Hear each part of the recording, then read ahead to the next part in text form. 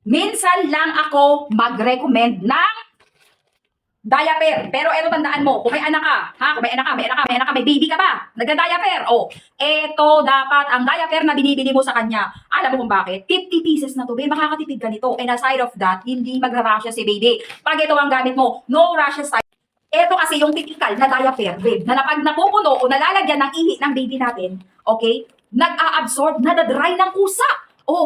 Napaka-tip na lang, pero be, kung absorbent lang ang pagpipilian, ay napaka-absorb nito. At syempre, napaka-konti na rin sa hita ni baby. Promise, no rashes ako dito, be. Talagang no rashes, be, para sa pamangkin ko to. Pero tingnan nyo naman, be, ang ganda ng kutis, be. Naka-discount sale to. Ayan siya. Magandang maganda at highly recommended para sa baby nyo. Boss, madam, and sir. Pag para sa anak mo, dapat hindi mo tinitipid yan. Maglalagay ako ng link ha. Ito yung mismong link, i-click mo. Sa isang pack nito, meron na siyang 50 pieces. So, matagal-tagal nyo na magagamit yan. Okay? Matagal-tagal nyo na rin magagamit yan.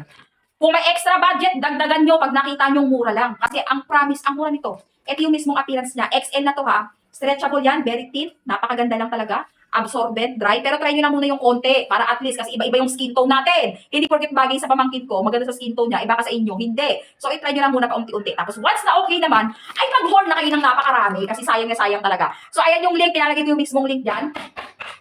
I-check out nyo na habang mura pa.